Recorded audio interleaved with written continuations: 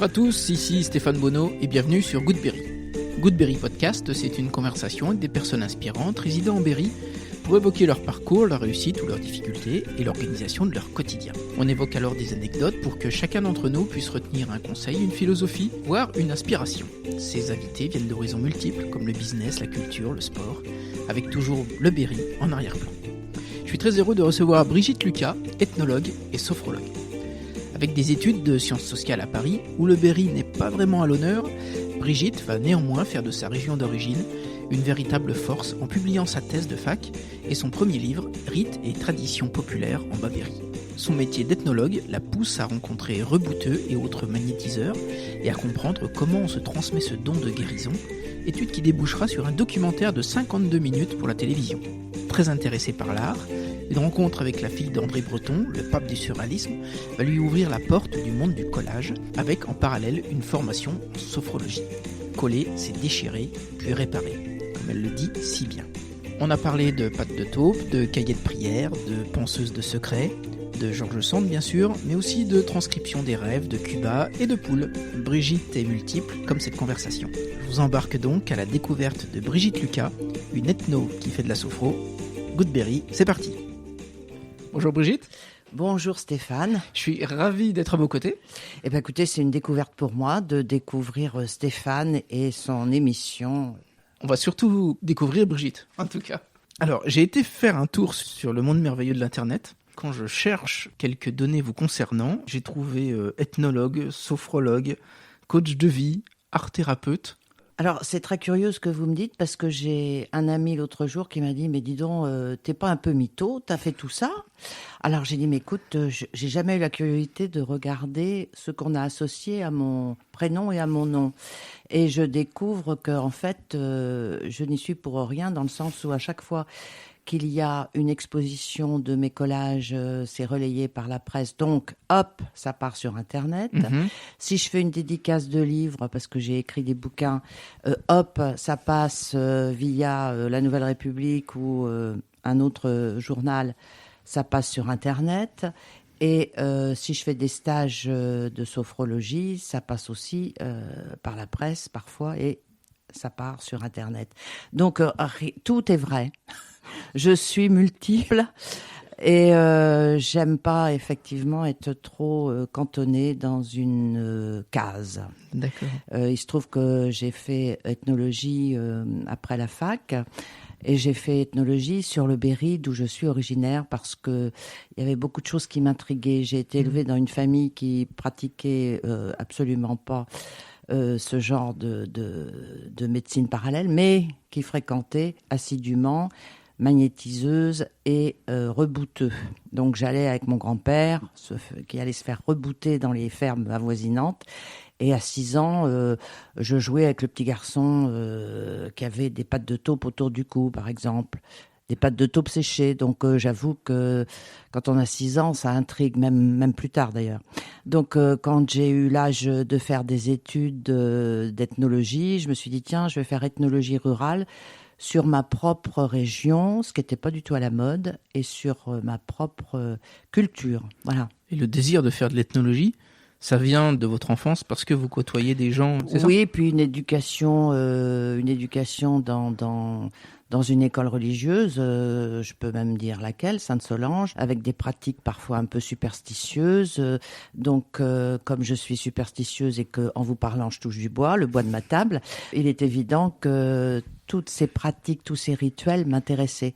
Alors, avec le biais de la fac, ça me donnait l'impression d'être en sécurité pour étudier tout ça. Voilà. D'accord. Alors j'imagine que petite, on veut pas forcément être ethnologue. Ah non. Non, je voulais être journaliste et j'ai réussi à l'être par le biais de l'ethnologie. Parce que ce qui m'intéresse, c'est les histoires de vie, les histoires des gens. Je dois avoir une petite qualité, c'est de savoir écouter.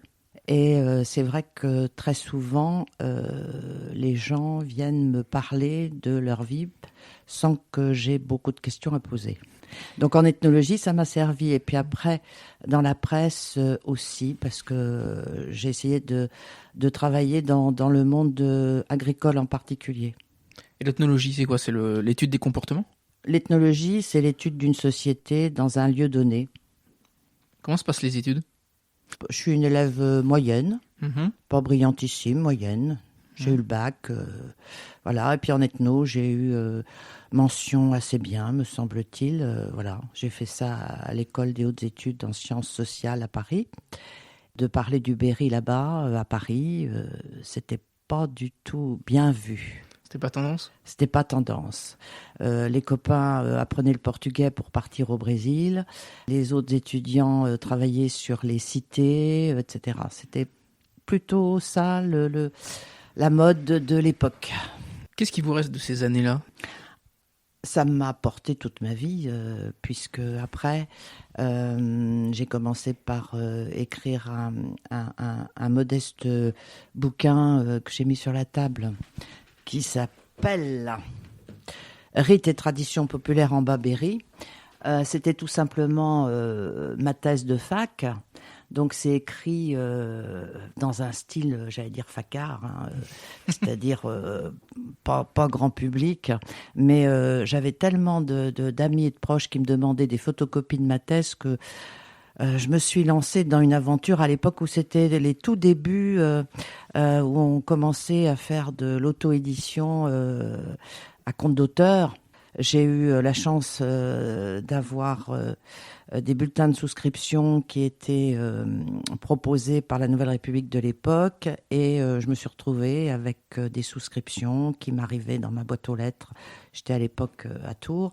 L'éditeur a accepté de faire comme ça, c'est-à-dire que quand on a vu qu'on avait quand même une somme, déjà la moitié à peu près du coût du livre, ne me demandez pas combien ça m'a coûté, je me souviens plus, c'était en francs, mais c'était assez colossal quand même pour une jeune étudiante. J'imagine. Il m'a dit ok banco, on y va, on met sur la presse le bouquin. Et puis j'avais une amie qui était dessinatrice pour Walt Disney, je me souviens, qui a accepté de me faire des croquis à la plume qui sont très très chouettes. Et le livre est broché, donc il faut couper les pages pour le lire. Et puis après, il y a eu l'aventure édition Nouvelle République qui m'a demandé de revoir cet ouvrage, mais pour le grand public avec des photographies.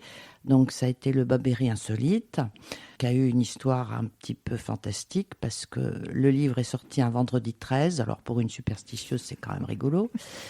Et puis après, j'ai continué à faire des conférences, beaucoup. Je continue toujours d'ailleurs à en faire sur le Berry et sur ses rituels, sur toutes les histoires que j'ai glanées au fil des années. Et le dernier bouquin, édité chez Ouest France, c'est Mon Berry sorcier, qui est un titre que je regrette infiniment d'avoir choisi, parce qu'en fait, ça parle pas du tout de sorcellerie, mais ça parle plutôt de pourquoi on associe le Berry à une terre de sorciers. J'essaye de voir pourquoi est-ce qu'on a cette réputation qui est, à mon avis, pas du tout la bonne. Quelle est la différence entre un guérisseur, un rebouteux, un magnétiseur, un sorcier? Alors, le rebouteux, ça veut dire qu'il reboute, c'est-à-dire enfin je dis il, c'est souvent des hommes, qui mettent bout à bout les os rompus, cassés. Il y avait, moi je connaissais le rebouteux de mon grand-père qui est décédé depuis bien belle lurette, le grand-père et le rebouteux. Et ce vieux monsieur qui habitait dans une ferme, il y avait la queue dans la cour de ferme des voitures qui attendaient. On arrivait dans la cuisine, il mettait le grand-père à cheval sur une chaise, il faisait baisser le pantalon et il avait des mains qui m'impressionnaient, il avait des mains immenses et il remettait le nerf sciatique, etc., etc. Et ce monsieur était chasseur et un jour qu'il est parti avec son chien et son bâton chasser, et son fusil bien sûr, il est tombé sur une racine, il s'est cassé, alors est-ce que c'était le péroné, je sais plus, ou le tibia, enfin bref. Il avait une blessure quand même pas très chouette, il était tout seul. Eh bien il a pris son petit flacon d'eau-de-vie qu'il avait toujours dans sa poche pour supporter la douleur et il s'est rebooté lui-même, c'est-à-dire qu'il a remis les deux nonos face à face, tant bien que mal. Il a pris 2 bouts de bois, il a pris sa ceinture pour mettre la ceinture tout autour des bouts de bois, Et puis, vaille que vaille, il est rentré avec sa canne, se traîner jusqu'à sa maison. Et après ça, il a boité comme un canard, ce pauvre homme. Mais il s'était rebooté lui-même. Voilà. D'accord. Ça, c'est pour le rebooteux. On peut rebooter des animaux aussi. Quand les vaches mettent à bas, souvent on est obligé de tirer avec beaucoup de force pour sortir les veaux. Et parfois, il y a une épaule qui est un petit peu endommagée, abîmée. Donc, on appelle le rebouteux. C'est encore très courant.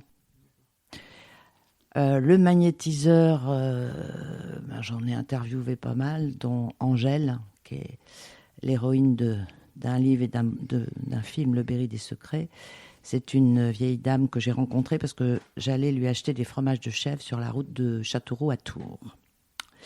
À cette époque-là, j'avais l'intention d'écrire un livre sur les souvenirs des petits-enfants sur leur grand-mère, des grand-mères d'exception. On a parfois des grand-mères qu'on n'aime pas, mais en général, on a des grand-mères qu'on adore. Cette Angèle était une grand-mère adorée par ses petites filles. Et les petites filles m'ont dit, mais oui, on va lui en parler, je suis sûre qu'elle acceptera de vous répondre. Et il se trouve qu'Angèle était une grande magnétiseuse. Et elle avait du monde qui venait de partout, même de Tours, me disait-elle. Elle habitait près de Châtillon-sur-Indre. Et Angèle, avec un nom pareil, déjà, c'était prédestiné. Elle me disait, en regardant ses mains, je sais pas ce que j'ai dans les mains. C'est-il du fluide? Je sais pas. Mais elle comprenait pas comment ça marchait. Mais ça marchait. Et alors elle avait reçu beaucoup de prières de guérison de la part d'une dame. Alors elle avait écrit toutes ces prières dans des grands cahiers. Et pour que ça soit plus sacralisé, on va dire, elle avait porté ces cahiers à l'église pour que le prêtre de Châtillon bénisse et guérisse les cahiers. Et elle a transmis ensuite les cahiers à ses petites filles. Alors, les petites filles, je ne sais pas si elles les ont utilisées, mais Angèle, moi, je l'ai revue quand elle a été finalement dans l'EHPAD de Châtillon, en maison de retraite. Et j'ai jamais vu une dame de, je ne sais pas quel âge elle avait, moi, 88, 89 ans, avec autant de monde dans sa chambre. Ça défilait sans arrêt. Il y avait les aides-soignantes, il y avait les infirmières qui venaient se faire soigner, on venait se faire barrer le zona, on venait pour la croûte de lait des enfants, des bébés, on venait pour plein de choses. Et quelle est la spécificité d'un magnétiseur? Le magnétiseur, enfin, ou plutôt la guérisseuse, qu'on appelle la penseuse de secret, parce que les prières sont soi-disant secrètes. Théoriquement, on passe le don. C'est un don qui ne se fait pas payer, théoriquement. D'ailleurs, Angèle disait toujours... elle répondait toujours à la question « Qu'est-ce que je vous dois, Angèle ? Vous donnez ce que vous voulez. » Donc, elle avait plutôt des fleurs, des chocolats. C'est très rare qu'on lui donnait de l'argent. Et donc, ce don est gratuit. Il se transmet en général de la plus vieille ou du plus vieux au plus jeune. En général, du même sang, de la même famille.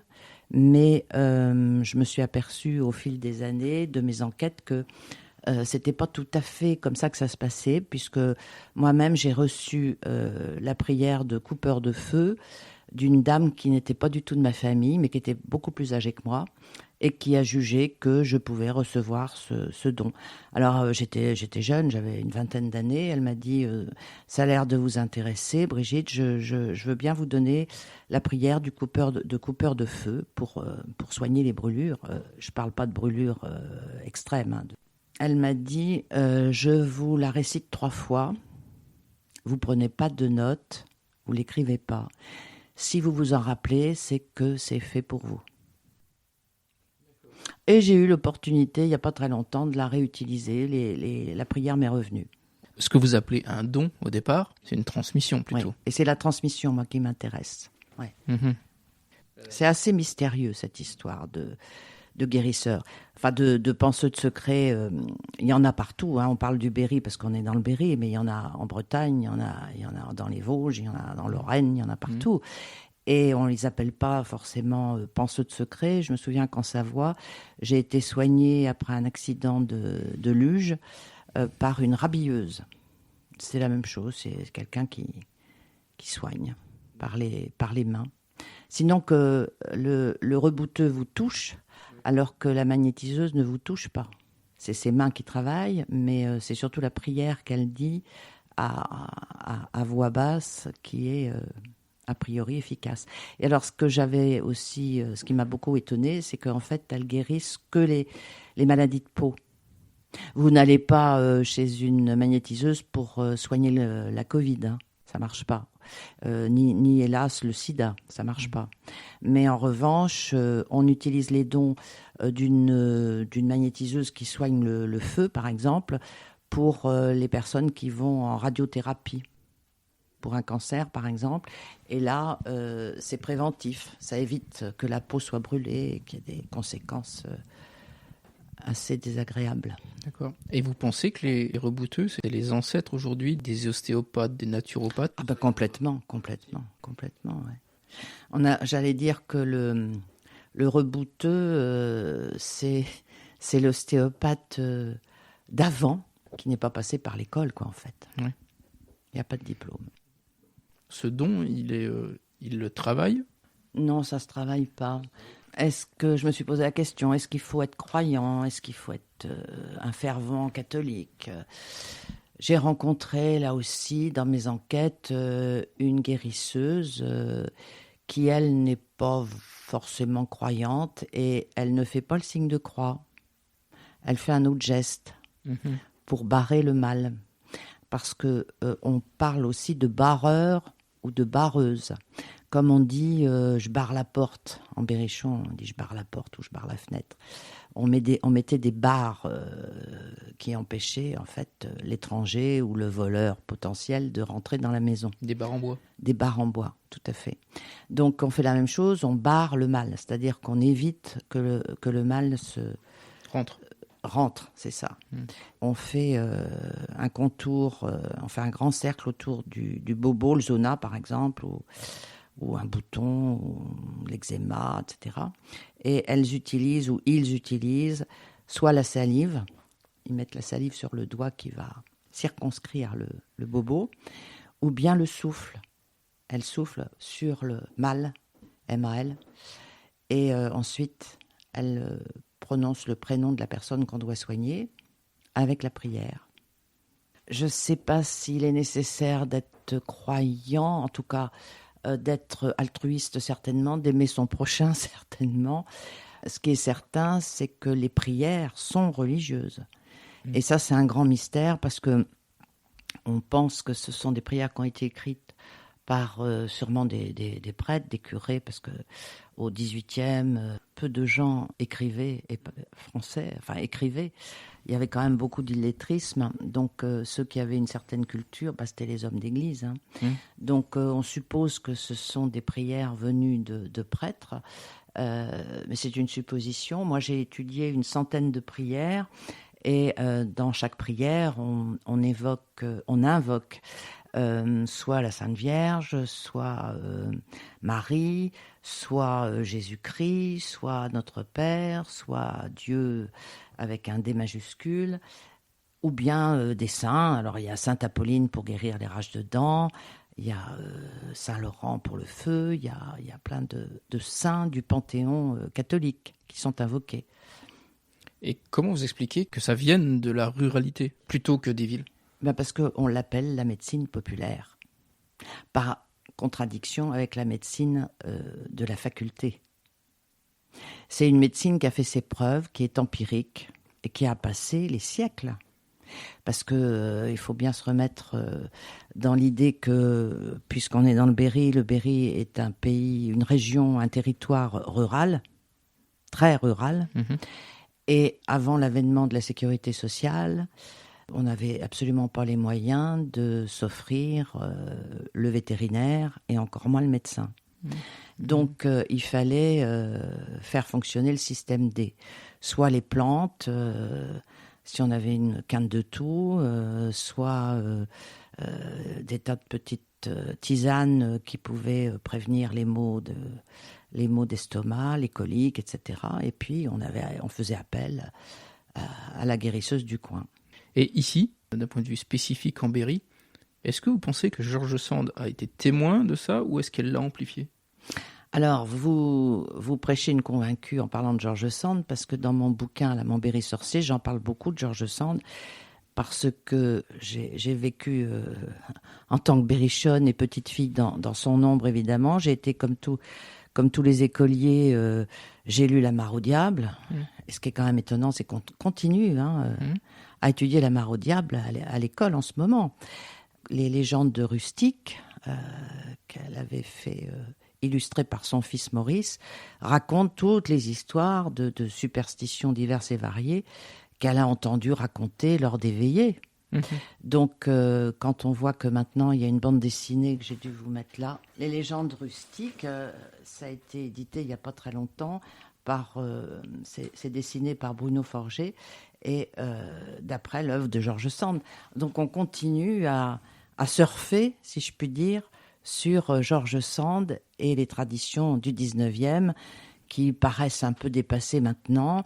Et il y a certains intellectuels locaux qui n'aiment pas qu'on parle de ces superstitions parce qu'on craint de passer pour des arriérés, des gens, des primitifs, nous les berrichons. Mais moi, je trouve que c'est une transmission qui est belle.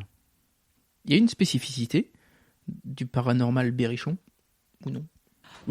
Non, je pense pas. Il y a beaucoup de ressemblances avec les croyances bretonnes, mais je parle de la Bretagne du centre, la Bretagne rurale. Je parle pas de la Bretagne maritime, si je puis dire. C'est encore autre chose. Mais vous allez dans n'importe quel pays du monde, vous avez les mêmes croyances, vous avez les chamans, vous avez les guérisseurs, vous avez... J'ai pas fait le tour du monde, mais... J'ai une petite connaissance du Japon où je me suis rendu compte que les Japonais sont très superstitieux. Ils vont dans les temples shintoïstes pour avoir amour, fortune. Enfin, chaque temple a une spécificité. Dans cette transmission-là, pourquoi c'est si important d'avoir le secret ? Parce que ça marche mieux chez celui qu'on soigne. Si je psalmodie une prière que vous ne comprenez pas, ça a beaucoup plus d'influence sur vous, le malade, que si je lis un texte en français à voix haute. Donc ça fait partie de la théâtralisation ? Oui, je pense. J'ai aussi eu un témoignage d'une jeune femme qui avait reçu une prière de guérison en langue d'oc. Elle ne comprenait pas ce qu'elle disait. Mais c'était sa grand-mère qui lui avait passé cette prière. Et elle disait qu'elle avait beaucoup de résultats positifs avec sa prière en langue d'oc. Vous savez, ça me fait penser un peu aux messes en latin de notre enfance. Enfin, je parle pour moi. Quand on allait à la messe était en latin. On ne comprenait pas tout, loin de là. Et ça avait un caractère sacralisé. Cette langue venue des siècles passés. Et je pense que la prière dite à voix basse, dont on ne sait pas le contenu, crée à peu près les mêmes conditions de sacralisation. Mais c'est un point de vue qui m'est personnel. On parlait des différences entre médecine de ville et médecine plutôt rurale. Comment les deux médecines coexistaient ? Ah non, ça coexistait pas du tout. Non. Il y a qu'un médecin que je connais en Berry, dans l'Indre, qui fait coexister les deux médecines. Mais parce que peut-être c'est un médecin africain et qu'il vient du Bénin, docteur Félix Akio, à Saint-Tout, qui lui a la chance, peut-être parce qu'il a une grande écoute et qu'il passe beaucoup plus que 10 minutes avec chaque patient. D'ailleurs, on attend très longtemps dans sa salle d'attente, mais c'est pour la bonne cause. Et les paysans, c'est pas péjoratif ce que je dis, les paysans, les agriculteurs, les gens ruraux vont plus facilement confier leurs mésaventures, leur crainte d'être envoûtés, par exemple, à ce docteur, à ce médecin, qu'ils ne le feraient chez un médecin de ville, parce que le médecin de ville les enverrait chez le psychiatre immédiatement. Donc, il arrive à faire un petit peu le ménage entre psychiatrie et je vous écoute. Ça fait déjà un poids énorme qui est enlevé quand on écoute celui qui raconte. C'est mes aventures. Et je sais pas, peut-être qu'il soigne avec un anxiolytique si nécessaire. Mais je me souviens d'avoir assisté à une conversation téléphonique entre ce médecin et un couple qui était persuadé, un couple âgé, qui était persuadé d'avoir reçu de mauvaises œuvres de la voisine parce qu'il y avait des serpents dans leur jardin. Comme si c'était une curiosité que d'avoir des serpents en pleine campagne dans un jardin. C'est quand même assez courant, mais bon. Ils étaient persuadés, eux, que c'était un coup du sort. Et finalement, ce couple âgé est parti en maison de retraite à 30 km de là. Il n'y avait plus de serpents, il n'y avait plus d'envoûtement, tout allait bien. Du coup, les relations avec l'Église étaient meilleures. Ah non, l'Église a toujours condamné tout ce qui était divination, tout ce qui était... non. Et pourquoi ? Dieu est tout-puissant. Il n'y a que Dieu qui a le pouvoir de guérir. Et dans ces années-là, il y a eu des chasses aux sorcières ? Curieusement, en Berry, au XVIe siècle, qui était la grande période de l'Inquisition, il y a eu très peu de procès de sorcières en Berry. Moi, j'ai assisté à des conférences d'historiens sur ce sujet. Et ce que j'ai retenu, c'est qu'il y avait très peu de procès de sorcellerie en Berry, au XVIe siècle. Et cette médecine alternative, populaire, elle arrive au tout début des problèmes des gens ou elle arrive à la fin quand vraiment il n'y a plus d'espoir avec la médecine traditionnelle ? Les deux. Pour les incrédules, on y va quand on a épuisé toutes les ressources. Et là, malheureusement, souvent, c'est trop tard.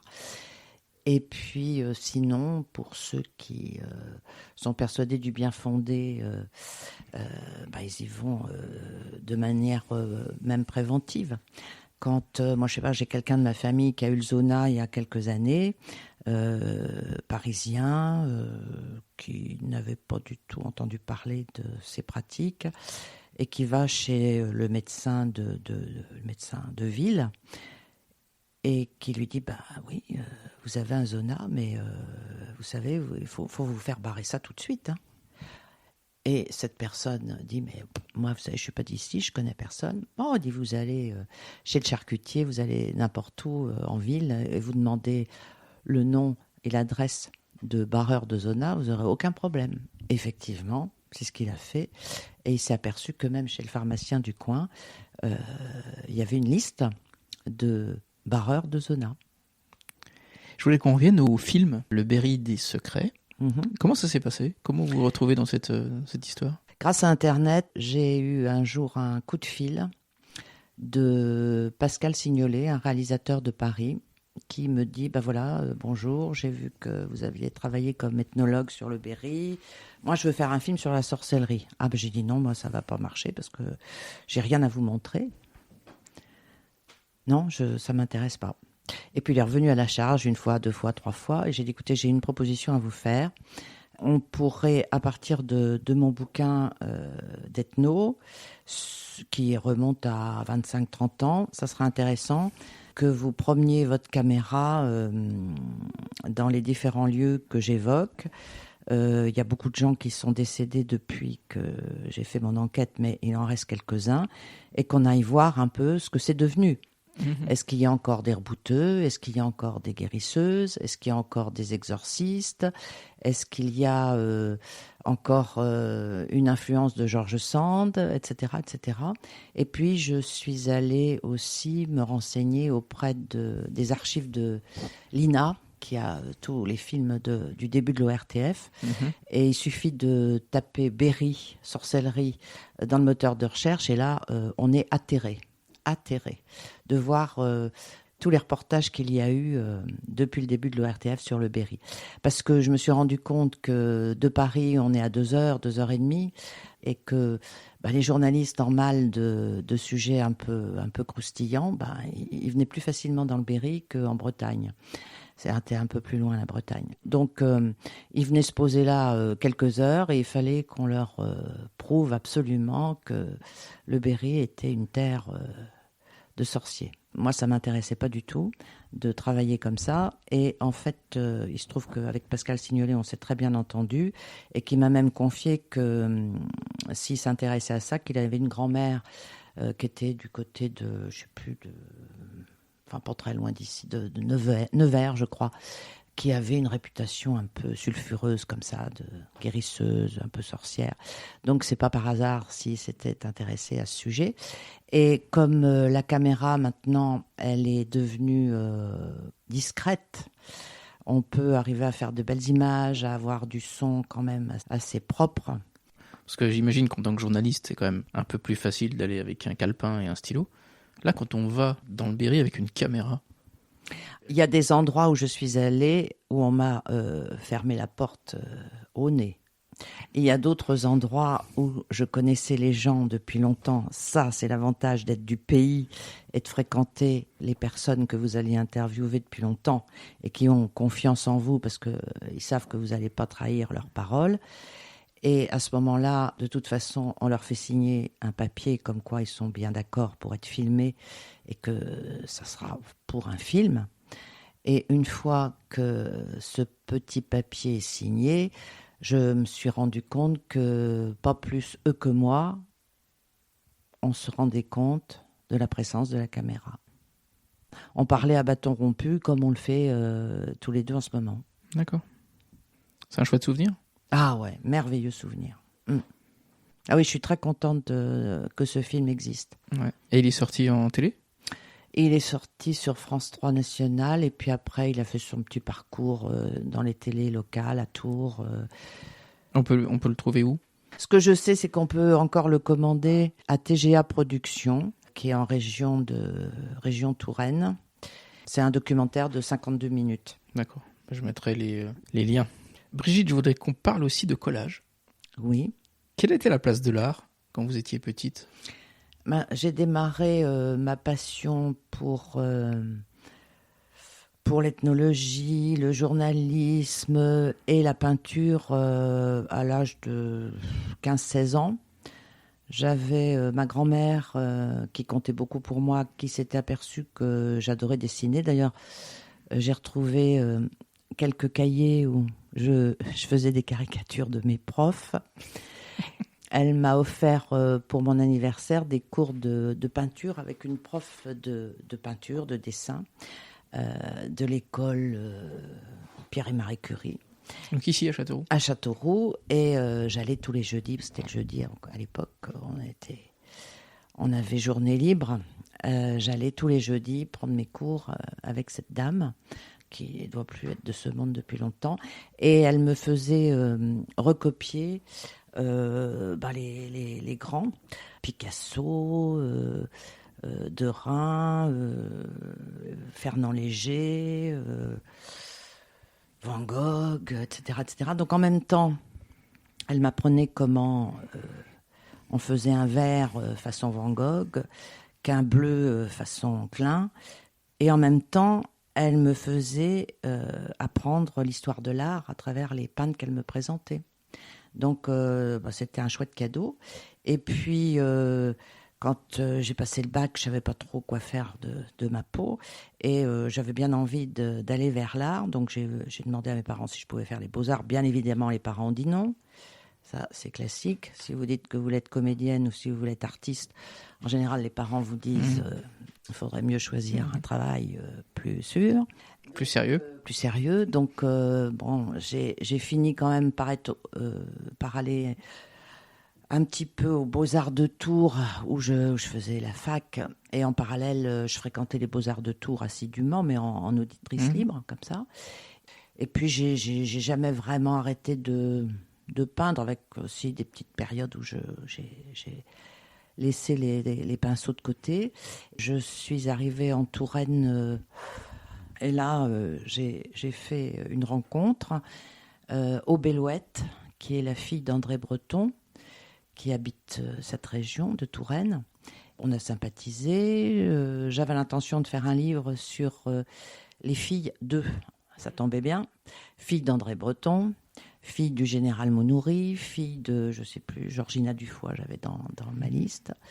Et puis, il se trouve que ça n'a pas abouti parce que Aubélouette a refusé de continuer.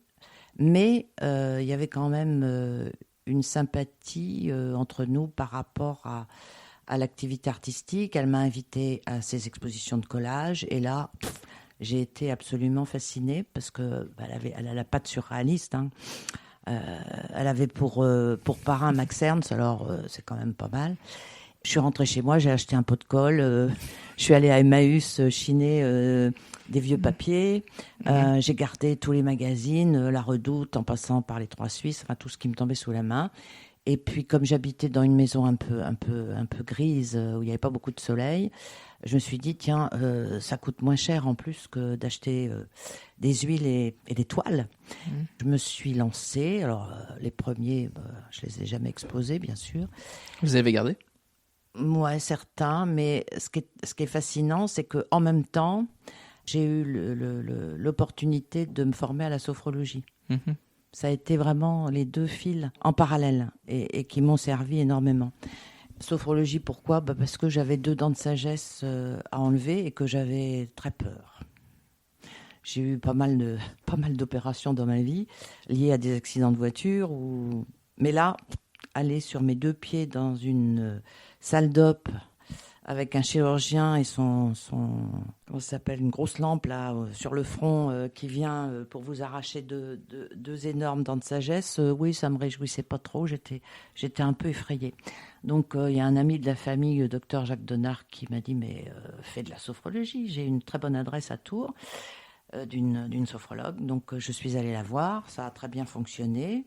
Du coup, j'ai continué pour moi. Et j'ai dit, tiens, pourquoi ne pas me former à la sophrologie ? Et en même temps, je continuais à faire des collages. Et j'ai fait mon mémoire sophrologie et collage. Vous savez tout. C'est tout. Quelle est la spécificité du collage par rapport à la peinture ? Alors, ce que j'ai trouvé de formidable quand j'anime mes groupes de sophro et de collage, ou de collage tout simplement, c'est que je leur dis, n'ayez pas peur, nul n'est besoin de savoir dessiner, on n'a pas besoin de perspective, on peut débarquer dans le collage sans être diplômé des beaux-arts.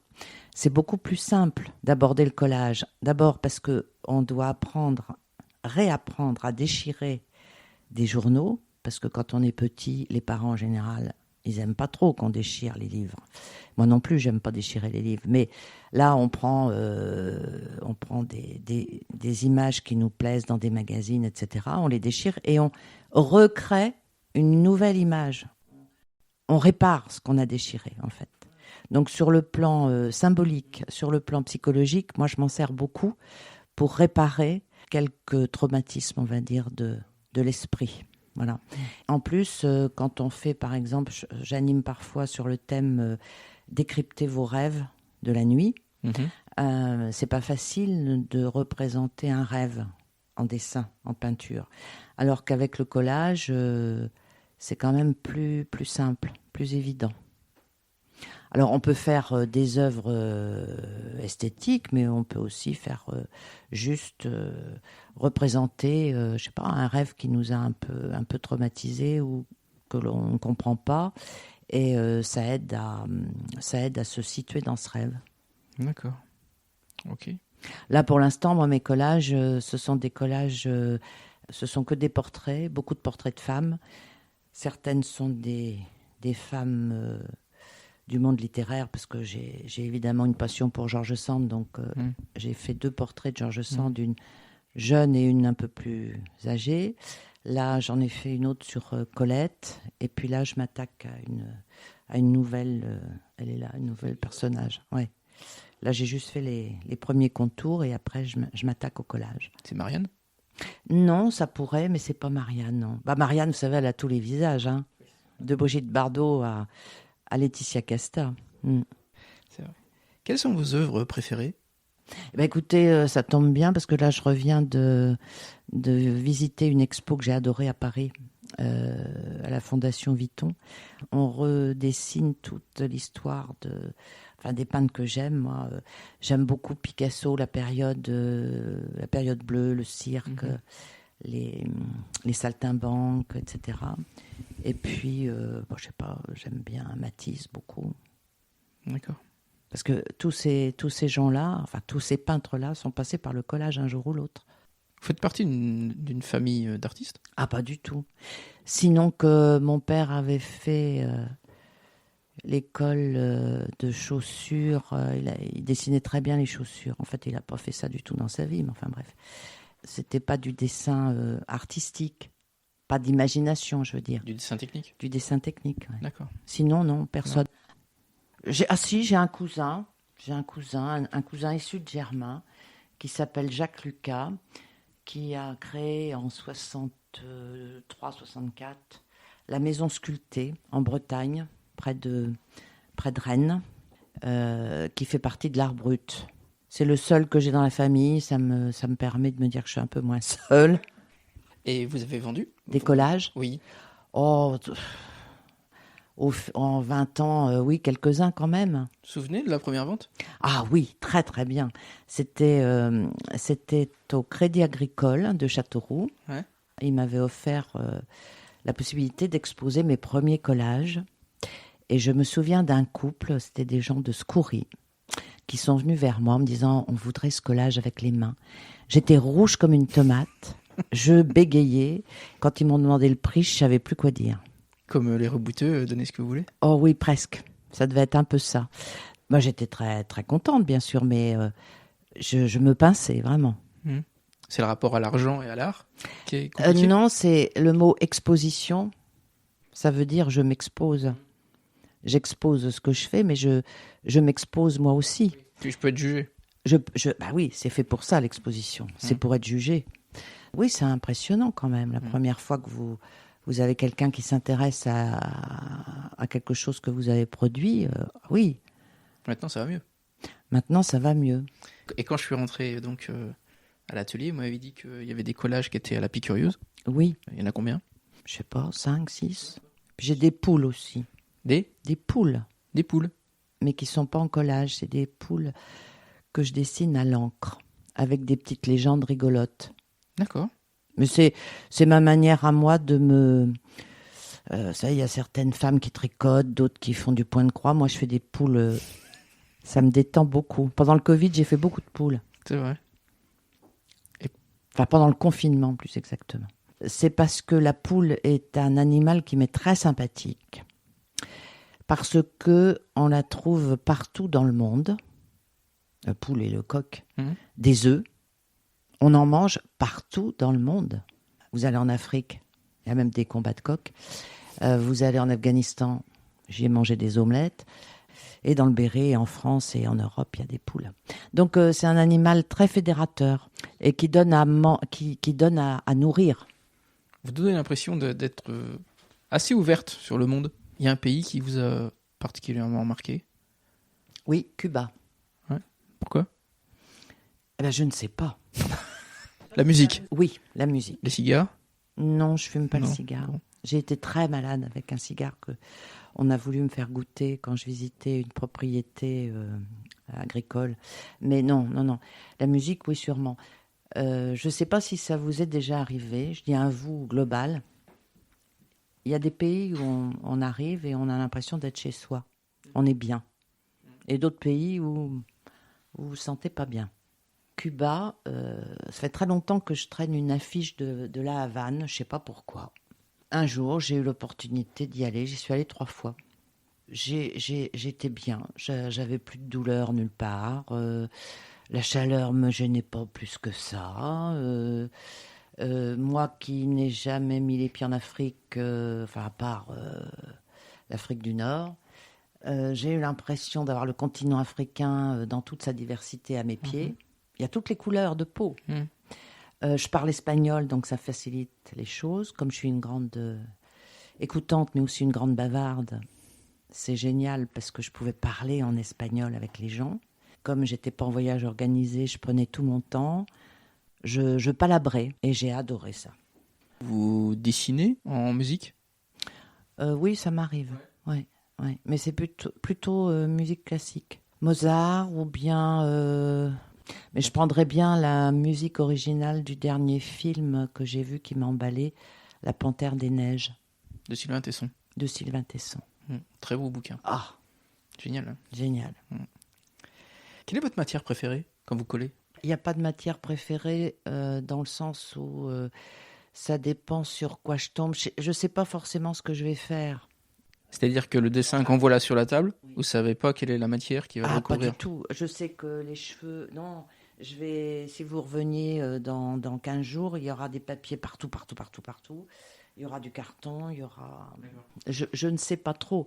Ce que j'aime bien, c'est... par exemple, pour Colette, j'ai mis plein de formes de chats dans les cheveux de Colette. Parce qu'elle aimait beaucoup les chats. Parce qu'elle aimait beaucoup les chats. C'est tous les papiers, les couleurs possibles et inimaginables qui me tombent sous la main. Je ne sais jamais trop. Est-ce que vous pourriez nous donner le titre d'un livre qui vous a marqué, qui vous a plu? Alors, il y en a un, c'est Frédéric Lenoir sur Carl Gustav Jung. Plutôt philosophie, donc? Oh oui, développement personnel, enfin, ça va bien avec la sophrologie aussi. Et puis, le dernier bouquin, moi, je suis une fan de Sylvain Tesson. Oui, moi aussi. Il m'a énormément aidé dans des moments difficiles. La lecture de Sylvain Tesson m'a beaucoup aidé. J'aime sa personne, j'aime son écriture, voilà. Sa résilience aussi. Ouais. Ah bah, tiens, à propos de résilience, Cyrulnik, Boris Cyrulnik. Et alors là, c'est quelque chose de très intéressant par rapport à ce qu'on dit sur George Sand et le Berry. Boris Cyrulnik a consacré une ou deux pages sur George Sand, grande résiliente. Ok. J'ai une dernière question rituelle. Le podcast s'appelle Goodberry. Quel est l'endroit que vous préférez dans le Berry? Ça, c'est pas difficile. La Brenne. Et pas la Vallée Noire? Ah, mais si, mais vous avez dit un endroit. Oui, un. Donc un, la Brenne. Oui, si vous me dites des endroits... Non, j'ai dit un. Alors, c'est la Brenne, sans hésiter. Vous avez vu, j'y suis allée franco. J'aime découvrir des étangs un peu cachés, un peu secrets. Alors, j'y vais quand il n'y a pas la chasse, évidemment. Merci en tout cas, Brigitte. Merci beaucoup. Écoutez, j'ai passé un très agréable moment. Moi aussi, donc on est deux. Bonne journée. Merci. Au revoir.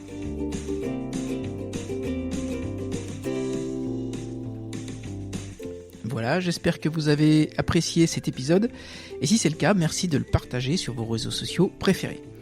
Pour être alerté lorsqu'un nouvel épisode est en ligne, et par conséquent n'en manquer aucun, vous pouvez vous abonner sur Apple Podcast, Spotify, Deezer, Google Podcast, où Goodberry est référencé. On s'approche des 4000 téléchargements, et je vous en remercie. Je vous retrouve donc pour une prochaine conversation avec un parfum western. D'ici là, portez-vous bien et inspirons-nous.